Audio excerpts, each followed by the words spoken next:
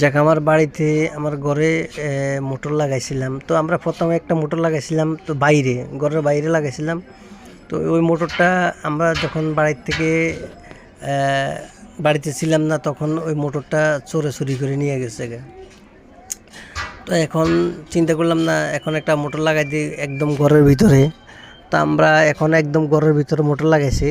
তো ঘরের ভিতরে মোটর লাগাইছে যে আমরা কয়েল পাইপ দিয়ে লাগাইছি। কয়েল পাইপ দিয়ে আপনার ওয়ারিংটা করছি। এই যে কয়েল পাইপ দেখতেছেন, আমরা কয়েল পাইপ দিয়ে ওয়ারিংটা করছি। তো কয়েল পাইপে আপনার খরচ অনেক কম। আর যদি এমনি দেখা গেছে যে আপনার থ্রেড পাইপ কিনে কিংবা জিএ পাইপ কিনে অনেক খরচ বেশি আসবে। তো কয়েল পাইপ দিয়া আর প্লাস্টিকের আপনার এলবো টি এগুলা খাটাইছি। তো খরচটা অনেক কম আসছে। আপনার দেখা গেছে যে জিআই পাইপ কিংবা থ্রেড পাইপ দিয়ে দেখা গেছে যে লাইনটা টানতে গেলে খরচ অনেক বেশি আসতো এবং এই কয়েল পাইপ দিয়ে টানাতে খরচটা অনেক কম আসছে।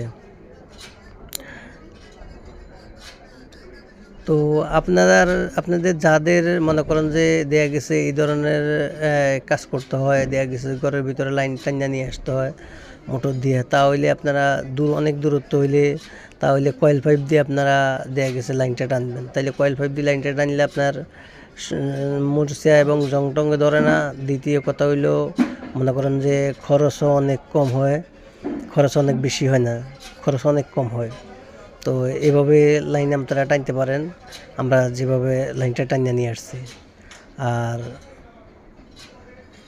ধরেন জিএ দিয়ে এবার লাইন টানলে সবচেয়ে খরচ বেশি আসবে, জিএর থেকে খরচ বেশি আসবে সিপিবিসি। আর তার চেয়ে কম আসবে আপনার জিএর থেকে খরচ কম আসবে আপনার থ্রেড পাইপের থেকে কম আসবে আপনার খরচ কম আসবে এইভাবে আপনার এই যে কয়েল পাইপে।